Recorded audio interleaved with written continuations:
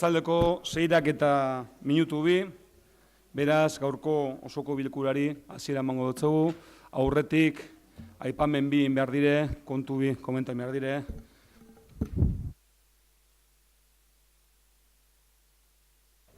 Bai, arratzaldeon, alik eta lasterren joan dadila dana, EH Bildutik proposatu nahi du edo eskatu nahi dugu 14. puntuan guk aurkeztutako mozioa gaurko gai ordenetik kentzea eta hurrengo udalbatzara pasatzea. Gaur pentsate dugulako ez dela eguna proposa, ez dakite, remunerazioari buruz hitz egiteko, eta nahiago genuke hurrengo udalbatza ekitea gai honi. Ez banau ez dau zertan bozkatu beharrik, beraz, proposatzaile bertan bera itzeten badau, holen etxeko genduk, ezta? Correcto, es así. La proponente retiraron del día, queda para el pleno siguiente. Ederto. Eskerrik asko, Natalia. Idazkaritza nagusian, okolaritza horikoan be, alata guzti osoko bilkura zazpietako amaituko ez bagenu,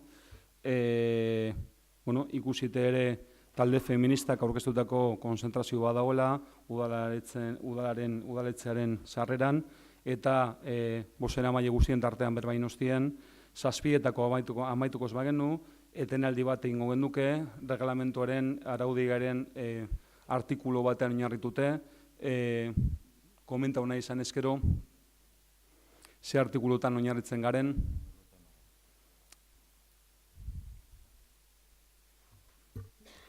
Sí, conforme al artículo 59, la alcaldía puede discrecionalmente acordar la interrupción del debate, dice literalmente, pues para debatir los grupos políticos cualquier asunto, para un receso o descanso, interpretándolo flexiblemente, y si están todos de acuerdo, se puede acordar la interrupción para que quien lo que sea oportuno acuda a este evento, entendiendo que por tiempo limitado, razonablemente 15 minutos, y luego se continúa con el pleno.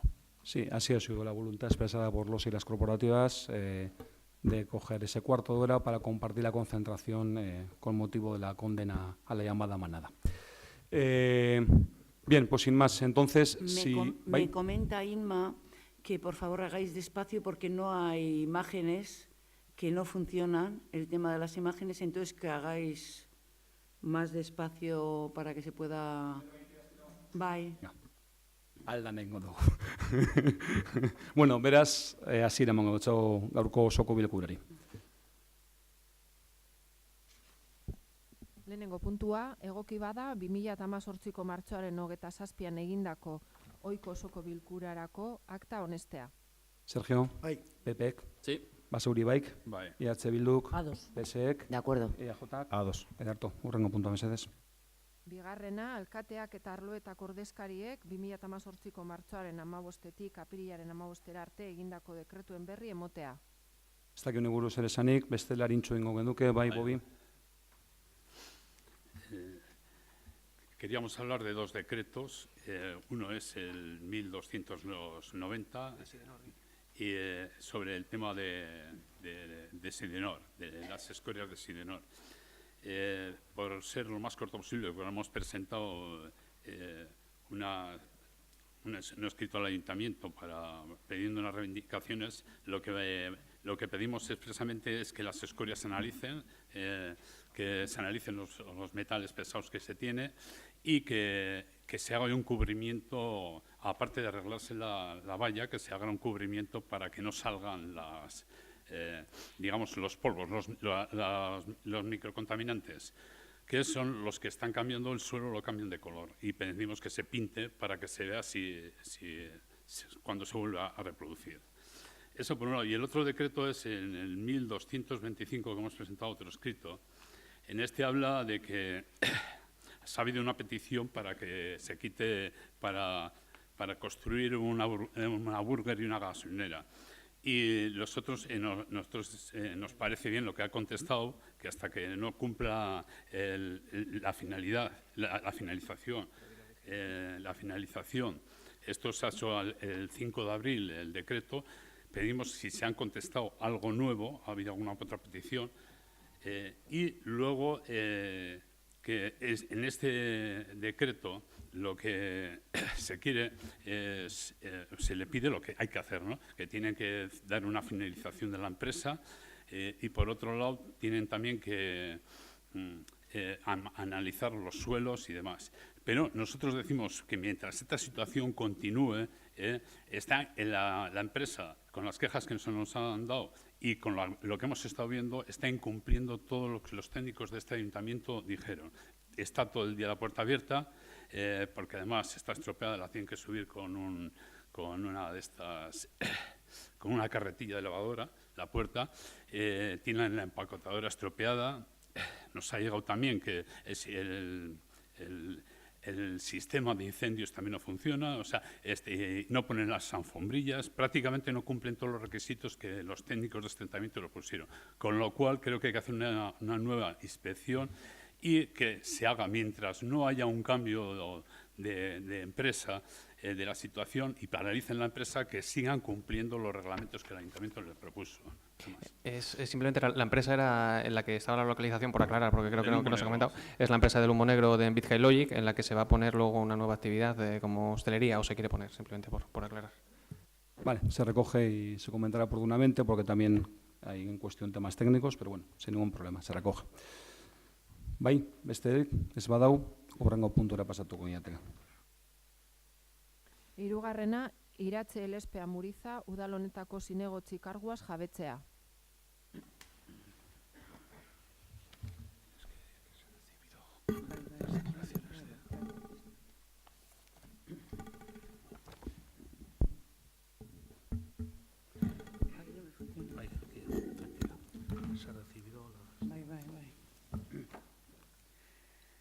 A ver, Iratxe Elespea Murizak presenta da, oza, aurkeztu dau deklarazioak, bai beren pertsonalezkoak eta baita ondamenak, bai, ondasuna daukana. Orduan, orain gelditzen dana, eta bai deklarazioa hori, de actividades eta bienes, hori.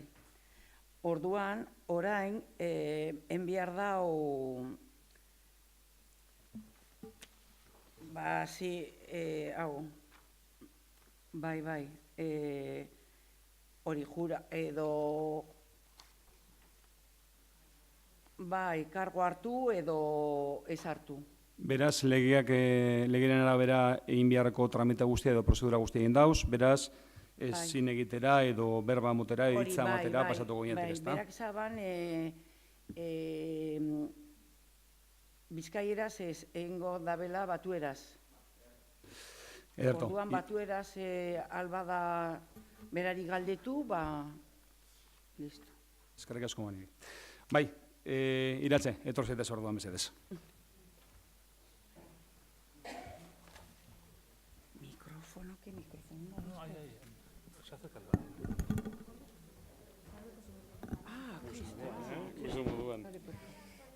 Bueno, bai, listuta dago ganera.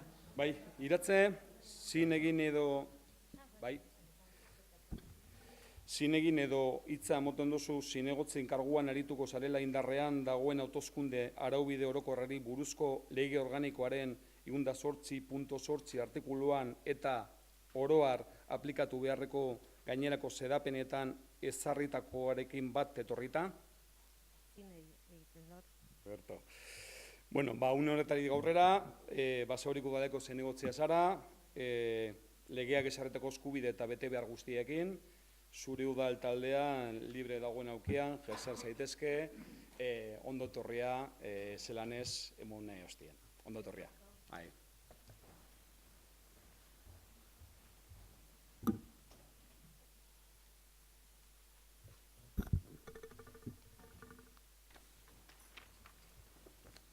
Bueno, nosotros por educación y porque nos alegra que sea una chica, que te damos la bienvenida desde el Grupo Socialista y que bueno, que sea un año bueno para todos y lo dicho, que enhorabuena. Ederto. Ondo torri ordua denon partez, suposaten dut. Beraz, hurrengo puntura pasanko ginateke. Laugarrena, egoki bada, behin betiko onespena emotea hiri antolamenduko plan orokorraren aldaketa puntualari. Hain zuzen ere, SR-7 azbarrenen egin beharrekoari. Bai, Sergio. Pues bueno, yo, como ya dije la otra vez, voy a votar que no, porque para esta modificación puntual se admitió una alegación fuera de plazo de unos vecinos que creo que se les dio trato de favor. Y mientras no se trate a todos los vecinos por igual, yo voy a estar siempre en contra. Que ya vemos que seguimos con los vecinos de primera y de segunda. Bai, Pepe. Sí. Bai, Basuri baik. Abstención. EH Bilduk. Ados. PSek. De acuerdo. EAJak. Ba, ados, baina esan behar dago, nik uste dut gobernu talde honek ez ditu favore tratorik emoten, eta berdintasunez eta justiziagaz tratoa egiten dugu edo harremanak ditugu auzokide guztiekin, eta hori argi itzi beharko dugu. Kasu honetan ez, Asier, kasu honetan ez.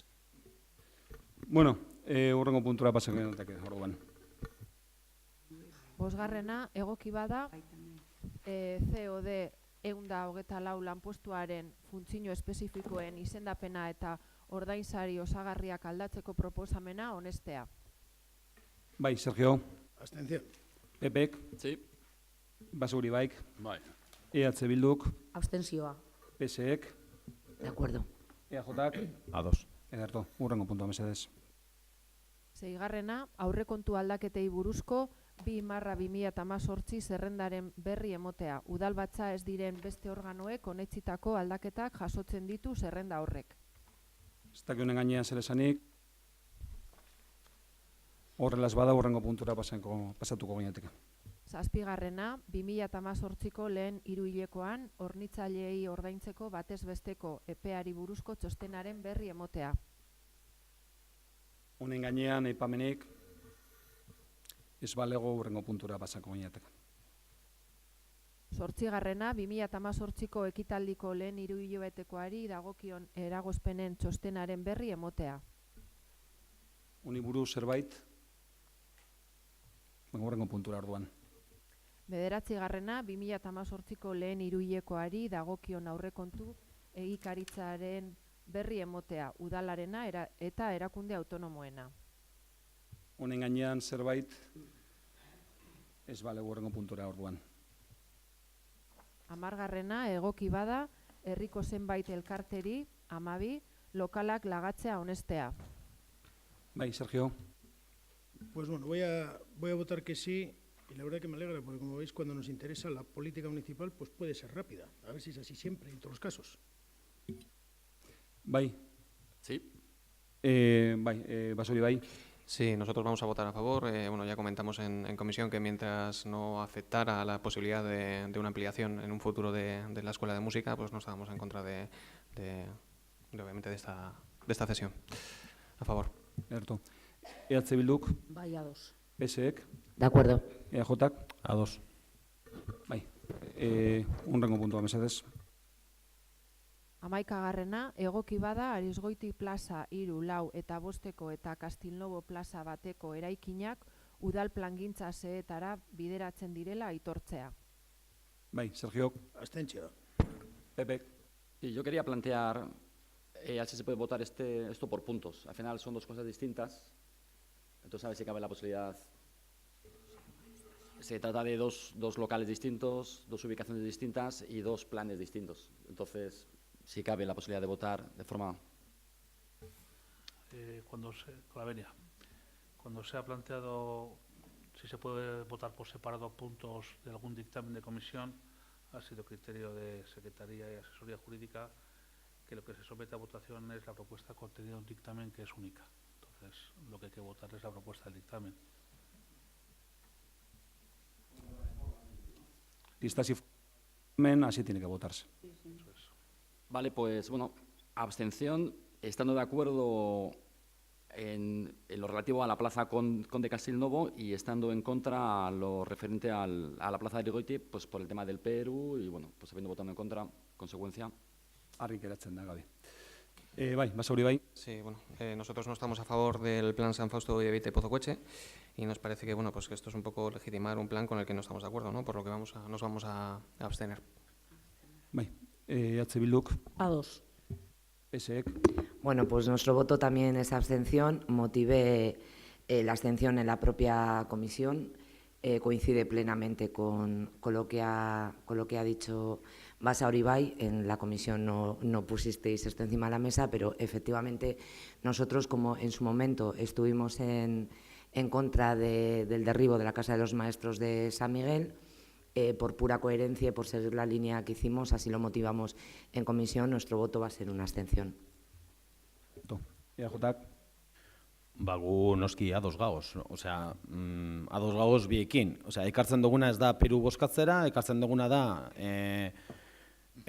irakasleen etxea edo Arizgoiten daukogun etxe bizitza, bueno, udaletxeak erabakitako edo hartu dauen erabakian gainean, erabilgarria izan daiten, eta Castelnuovo enparantzan edo plazan, bebai, San Miguelekoa, bebai, hori udaletxeak erabakitzen dau zertara erabili. Erabakita dago planeamendu gainean plan desberdin bi, esaten dau zertarako erabaki nahi dugun, eta hori, erabaki gendun bere momentuan, baina esaten duguna da, udaletxeak erabili daiten nahi dauenerako, eta hori, bebai, erabaki gendun bere momentuan planeamendu gaineko erabaki desberdinekin. Argi denon jarrera uste dut. Beraz, hurrengo puntua basatuko inate. 12. Egoki bada aurrekontu egikaritzeko araua egokitzea sektore publikoko kontratuei buruzko 9/2017 legera. Bai, Sergio. Ados bai. EPPek. Sí. Basauri baik. De acuerdo. EH Bilduk. Ados. PSek. De acuerdo. EAJak. Ados. Edarto. Hurrengo puntua mesedez. 13. Egoki bada multiabentura udalekuak programan parte hartzeagatiko prezio publikoaren aldaketa onestea. Bai, Sergio. Ados. PP. Abstención. Basauri baik. Nosotros vamos a votar en contra. Creemos que en el criterio de los precios tienen que ser revisados de manera anual. Creo que ya lo comentamos en el debate que tuvimos en su momento sobre el tema de precios públicos y tasas y sería volver a lo mismo. O sea que vamos a mantener un poco el mismo criterio. En contra. EH Bilduk. Ados. PSek. De acuerdo. EAJak. Ados. Edarto. Beraz, azkenengo puntua bertan behera gelditu da, ez da usaldez aurretik sartutako, herritarrek sartutako galdera edo horregurik, baina bai, egon laik ezela guain, zinegotzin partetik, erregu edo galderarik. Bai, egia esateko, inoiz ez da gertatu, entonces ez dakito mekanismoa oso ondo zelan den, baina bai gustatuko litzaiguke proposatzea EH Bildutik, ia gaur udalbatza honetatik adierazpen instituzional bat adostea posiblea litzatekela, gu prest gaude, edo nik egin du lan bai egia da oso era azkarrean, baina nik uste baldin badaukagu posibilitatea bozeramaile batzordeen bidez egotea elkarrekin 5 minutu edo, nik proposatuko nuke testu bat, nik uste oso testu kontsentsuko testua dala, baina noski konpartitu beharko nuke zuekin, ia ber, udalbatza honetatik adierazpen instituzional bat onartzea posiblea izango den. Noski Iruñean gertatu zenen inguruan. Nik uste dut araudia eta aurreneko egin duguna segitu eskero egin behar izatekotan eta gu ondo ikusten du, baina inberko genduke bozeramaileen batzarrean garen neurrian, baina ez udalbatza moduan. Beraz, geldialdi bat edo hau amaitu edo danalakoa, edo bitarte horretan testo bat adostu, ados bagados danok, eta bidaltzea edozen kasutan bozeramaileen moduan edo... Errepikatzen dute, nahiz eta kontu larri izan, beste kontu larri batzu gertatu dire, egiten edo egin dugu moduan aurrenekotan ere beste gai batzuekaz eta Beraz, udal batza moduan edo osoko bilkura moduan egin beharrean, egitea batzea gero eta egitea bozeramaien izenean ados jartzen bagara.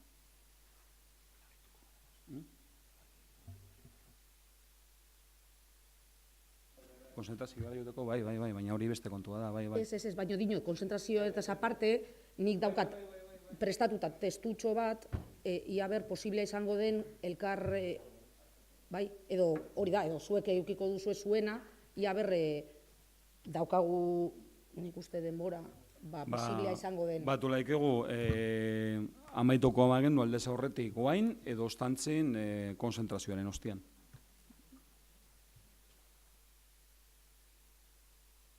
Sí, estando completamente de acuerdo, evidentemente nosotros también tenemos un texto y yo iba a comentar, lo habéis dicho, que podemos, yo entiendo que es mejor terminar el pleno, nos da tiempo suficiente para reunirnos ahora unos minutos y me parece muy bien porque estoy segura de que va a salir en 10 minutos un texto de consenso, pero estoy de acuerdo con lo que dice el alcalde, que mejor en junta de portavoces.